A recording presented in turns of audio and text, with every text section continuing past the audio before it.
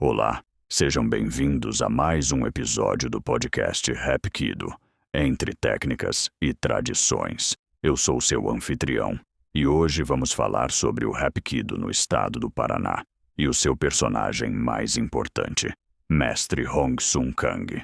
Prepare seu dobo, ajuste sua faixa e venha conosco para mais uma viagem pela história das artes marciais coreanas. O estado do Paraná ocupa um lugar especial na história das artes marciais coreanas no Brasil. Quando falamos sobre a expansão do Hapkido em território brasileiro, é impossível não falar de Curitiba e da influência do grão-mestre Hong Sun Kang. Mais do que um mestre de Hapkido, Kang ajudou a construir uma verdadeira ponte cultural entre Brasil e Coreia, difundindo não apenas o Hapkido, mas também o Taekwondo e o Kumdo.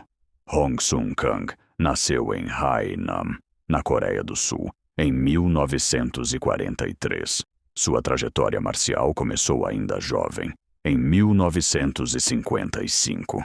Após anos de treinamento, tornou-se faixa preta em Taekwondo e, posteriormente, serviu no exército coreano, atuando como instrutor militar de artes marciais. Durante os anos 1970, recebeu certificações nacionais e internacionais de arbitragem e instrução, tornando-se uma referência técnica dentro do Taekwondo coreano. Em 1978, chegou ao Brasil, trazendo consigo graduações avançadas em Taekwondo e Hapkido. Inicialmente passou pelo Rio de Janeiro, mas pouco tempo depois escolheu Curitiba como residência definitiva. Na época, o Taekwondo ainda estava em processo de expansão no Brasil. Kang tornou-se um dos nomes mais ativos na formação de atletas, árbitros e professores. Ele atuou como árbitro internacional em campeonatos mundiais, jogos pan-americanos e eventos ligados à estrutura internacional do Taekwondo. Também organizou campeonatos internacionais em Curitiba. Faixa preta, nona Dan de Taekwondo, pelo WTF, reconhecida pela Kukkiwon, sede mundial do Taekwondo, localizada em Seul, recebendo o certificado em 21 de agosto de 1995. Apesar de possuir forte ligação com o Taekwondo, Kang também aprofundou seus estudos no Hapkido. Ao perceber que o sistema tradicional tinha pouca visibilidade competitiva quando comparado ao Taekwondo, desenvolveu um formato esportivo voltado para competições e apresentações. Assim, surgiu o chamado Hapkido esportivo, posteriormente ligado à World Sport Hapkido Federation. A proposta não era abandonar as técnicas tradicionais. Pelo contrário, o sistema mantinha chaves articulares, projeções, torções, quedas, técnicas de defesa pessoal, armas tradicionais, formas, combate esportivo. A diferença estava na criação de regras que permitiam competições organizadas e maior visibilidade pública. Foi em Curitiba que esse modelo ganhou força e passou a influenciar praticantes de diversas regiões do Brasil. Talvez o aluno mais famoso associado ao mestre Kang seja o ex-campeão do UFC, Anderson Silva. Antes de se tornar uma lenda do MMA, Anderson treinou Taekwondo em Curitiba, sob orientação de Hong Sun Kang. Segundo relatos do próprio Anderson em entrevistas, ele não tinha condições financeiras para treinar regularmente. Foi autorizado a permanecer na academia, ajudando na limpeza do local em troca dos treinamentos. Kang relembra que os treinos eram extremamente exigentes e que Anderson frequentemente terminava as sessões chorando devido à intensidade dos exercícios. Mesmo assim, continuou treinando por vários anos. Posteriormente, alcançou a faixa preta em Taekwondo e utilizou essa base de chutes, movimentação e controle de distância para construir o estilo que o transformaria em um dos maiores lutadores da história do MMA.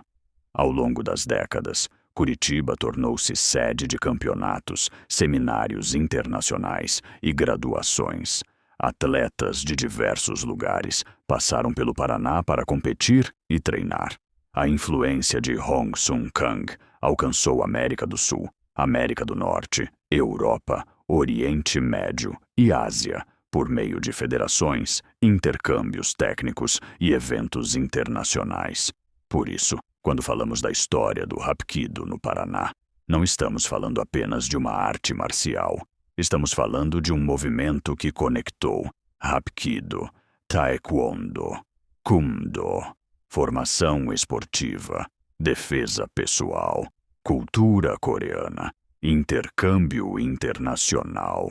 E no centro dessa história está uma figura que ajudou a moldar gerações de praticantes, o grão-mestre Hong Sun Kang. Muitas vezes, quando ouvimos falar de grandes mestres, imaginamos figuras que pertencem apenas aos livros de história. Mas no caso do grão-mestre Hong Sun Kang, a história continua sendo escrita. Mesmo caminhando para seus 83 anos, sua influência ainda pode ser vista dentro dos dojangs, nos campeonatos, nos seminários e principalmente na formação de novas gerações de praticantes. Sua trajetória ultrapassou a condição de fundador ou pioneiro. Kang se tornou uma referência viva para milhares de atletas, professores e escolas espalhadas pelo Brasil. Ao longo de décadas, ele ajudou a construir uma visão de arte marcial baseada em disciplina, respeito, perseverança e aperfeiçoamento constante. E talvez o mais impressionante seja que sua influência não está apenas nas graduações ou nos certificados. Ela está na cultura que permaneceu.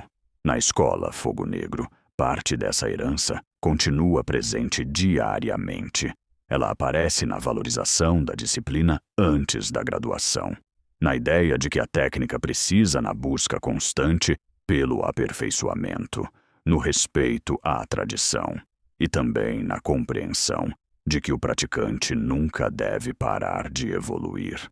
Essa visão lembra muito os princípios transmitidos pelos mestres coreanos que ajudaram a consolidar o Hapkido no Brasil. A graduação não representa um fim, mas o início de uma responsabilidade ainda maior. Dentro da Fogo Negro, essa influência também aparece na valorização do sistema completo do Hapkido. Defesa pessoal, combate, formas, quedas, projeções, armas tradicionais, preparação física, filosofia marcial. Uma visão muito próxima daquilo que Hong Sun Kang sempre procurou preservar ao longo de sua carreira. Existe algo que chama a atenção em muitos dos grandes mestres coreanos.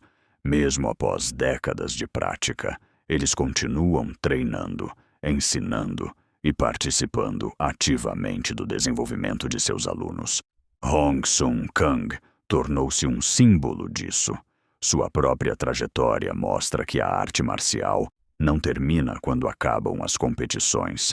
Ela continua durante toda a vida. Para muitos atletas não só do Paraná, o exemplo do mestre não está apenas em seus títulos internacionais, nas federações fundadas ou nos campeonatos organizados.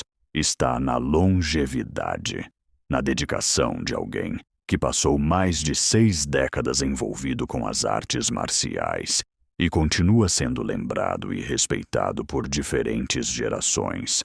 Quando um aluno de Hapkido entra no tatame hoje, talvez ele nunca tenha visto os primeiros seminários realizados em Curitiba. Talvez não tenha acompanhado a chegada dos mestres coreanos ao Brasil. Talvez nem tenha vivido a época em que o Hapkido ainda era pouco conhecido. Mas mesmo assim, existe uma conexão, porque cada geração transmite um pouco da anterior. E através dos professores, dos treinamentos, dos ensinamentos técnicos e da filosofia marcial, parte desse legado continua sendo passada adiante. É por isso que a influência de Hong Sun Kang não se mede apenas pelos anos de prática. Ela se mede pelas pessoas que continuam carregando esses ensinamentos. Em 2026, aos 83 anos, o grão-mestre Hong Sun Kang representa muito mais do que uma graduação ou um cargo. Ele representa uma geração de mestres que ajudou a construir as artes marciais coreanas no Brasil. E em escolas como a Fogo Negro, seu legado continua vivo em cada treino, em cada faixa conquistada, em cada atleta formado e em cada praticante que entende que o verdadeiro caminho marcial não termina com uma medalha ou um cinturão. Ele continua por toda a vida.